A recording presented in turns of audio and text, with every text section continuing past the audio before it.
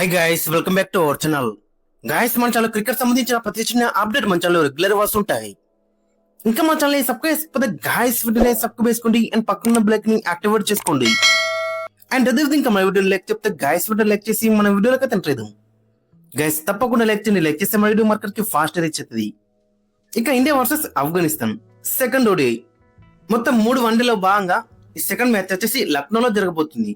First one day 24 hours కే పరిమితమైంది వర్ష కారణంగా. So కాబట్టి ఈ మ్యాచ్ అనేది చాలా ఇంపార్టెంట్ గా చెప్పుకోవచ్చు కొంతమంది ప్లేయర్స్ కి. సో మరి వాళ్ళు ఏ విధంగా రాస్తున్నారు ఇంట్రెస్టింగ్ కనబడుతుంది. మరోవైపు ఆఫ్ఘనిస్తాన్ లాస్ట్ మ్యాచ్ చూసుకుంటే బ్యాటింగ్ లో చాలా బెటర్ రన్స్ అని చెప్పుకోవచ్చు. అండ్ బౌలింగ్ లో కూడా లక్నో పిచ్ వచ్చేసి కొంచెం స్పిన్నర్కి హెల్ప్ ఉంటే ఈ మ్యాచ్ లో కూడా వాళ్ళు మంచిగా రాణించే అవకాశం అయితే ఎక్కువ కనబడుతుంది. ఇంకా మరి పిచ్ ఏ విధంగా ఉంటుంది? యూజువల్ గా చూసుకుంటే లక్నో పిచ్ వచ్చేసి స్పిన్నర్లకి కొంచెం హెల్ప్ అయితే ఉంటది, బిగ్ బౌండరీస్ అయితే ఉంటాయి. సో కాబట్టి ఖచ్చితంగా ఆ మిడిల్ ఓవర్స్ లో స్పిన్నర్లు అనేది కీగా మారనున్నారు. అండ్ మెయిన్ గా చూసుకుంటే ఖచ్చితంగా టీమిండియా గిట్ట టాస్ గెలిస్తే ఫస్ట్ బ్యాటింగ్ చేస్తే బెటర్ అయితే ఉంటది. ఎందుకంటే బ్యాటింగ్ లో అందరికి కూడా బ్యాటింగ్ ఛాన్స్ రావాలి. సో కాబట్టి బ్యాటింగ్ తీసుకుంటే బెటర్ అయితే ఉంటది. ఇక ఈ వెన్యూలో ఓడిఐ స్టార్ స్ట్రక్చర్ మనం చూసుకుంటే మొత్తం 9 మ్యాచ్లు అయితే జరిగినాయి. దాంట్లో 4 మ్యాచ్లు ఫస్ట్ బ్యాటింగ్ చేసి గెలిచిలు, 5 మ్యాచ్లు సెకండ్ బ్యాటింగ్ చేసి అయితే గెలిచిలు. యావరేజ్ స్కోర్ చూసుకుంటే 237 అవుతుంది. సో టాస్ అనేది పెద్ద అయితే ఇంపాక్ట్ అయితే చూపకపోవచ్చు. ఇక టీమ్ విషయానికి వస్తే ఫస్ట్ మనం టీమిండియా విషయానికి వస్తే మరి ఏమైనా మార్పులు ఉంటాయంటే ఖచ్చితంగా 100% మార్పులు అయితే ఉంటాయి. బెంచ్ ప్లేయర్స్ కి అవకాశం ఇవ్వాలి. సో 2027 వరల్డ్ కప్ వస్తుంది కాబట్టి దాన్ని దృష్టిలో పెట్టుకొని అందరు ప్లేయర్స్ కూడా ఛాన్స్లు ఇవ్వాలి, టెస్ట్ చేయాలి. సో కాబట్టి ఖచ్చితంగా బెంచ్ మీద ఉన్న ప్లేయర్స్ కి అవకాశం ఇవ్వాలి. మరి ఎవరెవరు వస్తారన్నది ఇంట్రెస్టింగ్ కనబడుతుంది. ఇక ఫస్ట్ మనం కాంబినేషన్ ఒకసారి చూసుకుంటే రోహిత్ శర్మ, శుభ్మన్ గిల్ ఓపెనింగ్ లో బరిలోకి దిగుతారు. రోహిత్ శర్మ దగ్గర నుంచి బిగ్ నాక్ అయితే ఎక్స్పెక్ట్ తెస్తున్నాం. ఈ మ్యాచ్ లో లాస్ట్ మ్యాచ్ లో అన్ఫార్చునేట్లీ రన్ అవుట్ అయ్యిండు, బట్ ఈ మ్యాచ్ లో ఒక సెంచరీ అయితే ఎక్స్పెక్ట్ తెస్తున్నాం ఫస్ట్ బ్యాటింగ్ చేస్తే. ఇక మరోవైపు శుభ్మన్ గిల్ లాస్ట్ మ్యాచ్ లో మనం చూస్తాం కదా ఎలాంటి నాక్ ఆడిండు, చాలా బెటర్ నాక్ ఆడిండు. అంతకుముందు మ్యాచ్ లో సెంచరీ కొట్టిండు టెస్టుల్లో, అండ్ బ్యాక్ టు బ్యాక్ మంచి ఇన్నింగ్స్ అయితే ఆడిండు కాబట్టి ఖచ్చితంగా మంచి ఫామ్ లో అయితే ఉన్నాడు. సో ఈ మ్యాచ్ కూడా అదే ఫామ్ కంటిన్యూ చేయాలని శుభ్మన్ గిల్ కూడా చూస్తాడు. సో కాబట్టి మరి ఈ మ్యాచ్ లో ఏ విధంగా రాణిస్తారంటే ఇంట్రెస్టింగ్ గా మనకైతే కనబడుతుంది. ఇక నెంబర్ 3 వచ్చేసి ఇషాన్ కిషన్ కి మంచి అవకాశం. విరాట్ కోహ్లీ లేడు కాబట్టి నెంబర్ 3లో ఒక మంచి నాక్ ఆడితే బెటర్ అయితే ఉంటది. మరి ఎలాంటి నాక్ ఆడతాడు అనేది ఇంట్రెస్టింగ్ కనబడుతుంది. గతంలో ఓపెనర్ వచ్చి డబుల్ సెంచరీ కొట్టిండు. సో అలాంటి కైండ్ ఆఫ్ నాకు చూస్తామనేది ఇంట్రెస్టింగ్ గా మనకైతే కనబడుతుంది. ఇక 4లో వచ్చేసి శ్రేయస్ అయ్యర్. లాస్ట్ మ్యాచ్ లో మనం చూసుకుంటే రోహిత్ శర్మ, శుభ్మన్ గిల్, కేఎల్ అందరూ కూడా టచ్ అనిపించలు, బట్ శ్రేయస్ అయ్యర్ దగ్గర నుంచి కొంచెం డిసప్పాయింట్మెంట్ అయితే కనబడుతుంది.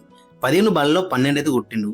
సో ఈ మ్యాచ్ లో ఏ విధంగా కంబ్యాక్ చేస్తున్నది ఇంట్రెస్టింగ్ గా మనకైతే కనబడుతుంది. మరి ఆ షార్ట్ బాల్ ఖచ్చితంగా షార్ట్ బాల్ ప్లాన్ ఉంటుంది ఆఫ్ఘనిస్తాన్ బౌలర్స్ దగ్గర నుంచి. లాస్ట్ మ్యాచ్ లో కూడా షార్ట్ బాల్ వస్తా అనుకున్నాడు, బట్ పుల్ చేయవండు అవుట్ అయినా చెప్పుకోవచ్చు ఆ షార్ట్ బాల్ కాకుండా అని. ఇక తర్వాత చూసుకుంటే కేఎల్ రాహుల్. లాస్ట్ మ్యాచ్ లో మనం చూసుకుంటే కేఎల్ రాహుల్ 39 కొట్టిండు 19 బాల్స్ లో 205 స్ట్రైక్ తోని 3 6లు 4 4లు అయితే కొట్టిండు. ఓవరాల్ గా చూసుకుంటే లాస్ట్ 3 మ్యాచ్ల్లో ఐపీఎల్ లో చూసుకుంటే 60 కొట్టిండు లాస్ట్ మ్యాచ్ లో. ఇక తర్వాత టెస్ట్ లో చూసుకుంటే ఒక సెంచరీ కొట్టిండు, అండ్ ఇప్పుడు లాస్ట్ మ్యాచ్ లో 39 అయితే కొట్టిండు. సో ఓవరాల్ చూసుకుంటే మంచి ఫామ్ లో అయితే ఉన్నాడు. అదే ఫామ్ లో ఈ మ్యాచ్ కూడా కంటిన్యూ చేస్తే బెటర్ అయితే ఉంటది. ఇక తర్వాత నెంబర్ 6 లో వచ్చేసి నితీష్ కుమార్ రెడ్డి. లాస్ట్ మ్యాచ్ లో చూసినాం కదా మరి ఎలాంటి పర్ఫార్మెన్స్ చేసిన. ముఖ్యంగా బౌలింగ్ లో చూసుకుంటే ఈ మ్యాచ్ లో ఒకవేళ 50 ఓవర్ల మ్యాచ్ జరిగితే గిట్ట ఖచ్చితంగా నితీష్ కుమార్ రెడ్డి దగ్గర 10 ఓవర్స్ అయితే ఎక్స్పెక్ట్ చేస్తున్నాం, అండ్ 2-3 వికెట్స్ అయితే ఎక్స్పెక్ట్ చేస్తున్నాం. ఇక తర్వాత నెంబర్ 7 లో వచ్చేసి హర్షద్ దుబే కూడా లాస్ట్ మ్యాచ్ లో 3 ఓవర్లు అయితే వేసిండు. ఖచ్చితంగా ఇతనికి హెల్ప్ అయితే ఉంటది ఈ పిచ్ లో. సో కాబట్టి మరి హర్షద్ దుబే ఏ విధంగా రన్స్ అనేది ఇంట్రెస్టింగ్ కనబడుతుంది. ఇక నెంబర్ 8 లో వచ్చేసి కుల్దీప్ యాదవ్. వాషింగ్టన్ సుందర్ ప్లేస్ లో ఖచ్చితంగా కుల్దీప్ యాదవ్ కి ఛాన్స్ ఇచ్చే అవకాశం అయితే కనబడుతుంది. లాస్ట్ మ్యాచ్ లోనే డెబ్యూ చేసిండు హర్షద్ దుబే. సో 3 వికెట్లు కూడా తీసుకున్నాడు కాబట్టి అతన్ని అయితే తీయలేరు. సో కాబట్టి ఖచ్చితంగా వాషింగ్టన్ సుందర్ ప్లేస్ లో కుల్దీప్ యాదవ్ ఆడే ఛాన్స్ అయితే మనకి ఎక్కువ కనబడుతుంది. దట్టు స్పిన్నర్ హెల్ప్ అయితే ఉంటుంది, ఇక్కడ పెద్ద బౌండరీస్ ఉంటాయి. సో కాబట్టి కుల్దీప్ యాదవ్ దగ్గర నుంచి మంచి స్పెల్ అయితే ఎక్స్పెక్ట్ చేస్తున్నాం, ఒక 4-5 వికెట్లు అయితే ఎక్స్పెక్ట్ చేస్తున్నాం. ఇక తర్వాత ఫాస్ట్ బౌలింగ్ లో చూసుకుంటే ఖచ్చితంగా హర్షదీప్ సింగ్ అయితే ఉంటాడు. లాస్ట్ మ్యాచ్ లో 2 వికెట్లు అయితే తీసుకున్నాడు 5.4 ఎకనమీతోని. సో ఈ మ్యాచ్ లో కూడా కంటిన్యూ అయ్యే అవకాశం అయితే మనకి ఎక్కువ కనబడుతుంది. ఇక తర్వాత చూసుకుంటే లాస్ట్ మ్యాచ్ లో డెబ్యూ చేసిండు గుర్నూర్ బ్రార్. ఖచ్చితంగా అతను కూడా ఈ మ్యాచ్ కంటిన్యూ అవుతాడు. లాస్ట్ మ్యాచ్ లో 4.5 ఓవర్స్ లో 27 రన్స్ ఇచ్చిండు, 3 వికెట్స్ తీసుకున్నాడు 5.6 ఎకనమీతో. మంచి హైట్ ఉంది, పేస్ ఉంది, ఆ న్యూ బాల్ తో స్వింగ్ చేస్తున్నాడు. సో కాబట్టి డెడ్లీ కాంబినేషన్ అయితే అతని దగ్గర ఉంది కాబట్టి ఖచ్చితంగా అతను రెగ్యులర్ గా మనం చూసే అవకాశం అయితే ఉంటుంది ప్లేయింగ్ లైన్ లో. ఇక ప్రసిద్ధి కృష్ణ ప్లేస్ లో ఖచ్చితంగా అక్కడ ప్రిన్స్ యాదవ్ ని ఆడిస్తే చాలా బెటర్ అయితే ఉంటది. ప్రసిద్ధ కృష్ణ లాస్ట్ మ్యాచ్ లో ఇనిషియల్ గా చాలా రన్స్ అయితే ఇచ్చిండు. అండ్ సెకండ్ హాఫ్ లో చాలా బెటర్ బౌలింగ్ చేసినప్పుడు కూడా బట్ బెంచ్ మీద ఉన్న ప్లేయర్స్ కి అయితే అవకాశం రావాలి. ప్రిన్స్ యాదవ్ కూడా ఉంది అక్కడ. ఇదే స్టేడియంలో ఐపీఎల్ లో మనం చూసినాం కదా ఎలాంటి పర్ఫార్మెన్స్ చేసిండో. సో కాబట్టి ఖచ్చితంగా ప్రిన్స్ యాదవ్ కి ఛాన్స్ ఇద్దామని చూస్తారు. మరి ఎవరు ప్లేస్ వస్తారంటే ఖచ్చితంగా ప్రసిద్ధ్ కృష్ణ ప్లేస్ లో వచ్చే ఛాన్స్ అయితే మనకి ఎక్కువ కనబడుతుంది. మరి ఏ విధంగా రన్స్ అనేది ఇంట్రెస్టింగ్ కనబడుతుంది. ఇక ఫైనల్ గా ప్లేయింగ్ లెవెన్ అక్కడ మనం చూసుకుంటే శుభ్మన్ గిల్ అండ్ రోహిత్ శర్మ ఓపెనింగ్ లో బరిలోకి దిగుతారు.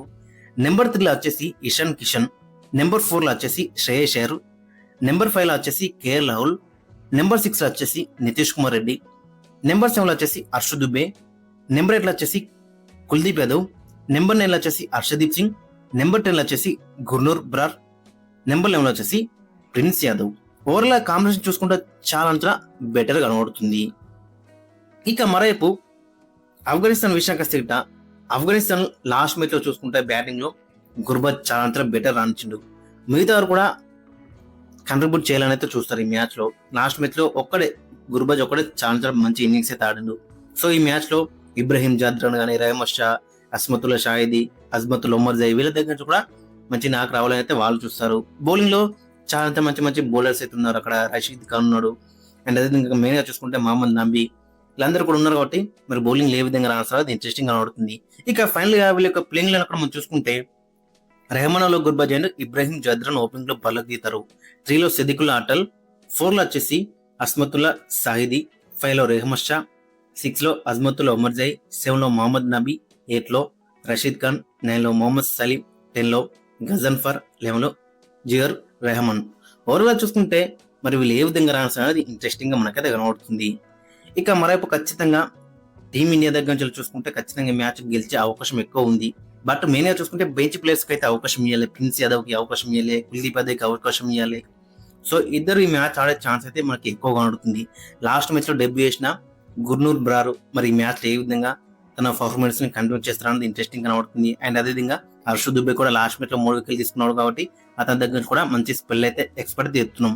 గ్యాస్ మరి మీ యొక్క ఒపీనియన్ కింద కామెంట్స్ అయితే మెంచండి. అండ్ మీ యొక్క ప్లేయింగ్ లైన్ కూడా కింద కామెంట్స్ అయితే మెంచండి.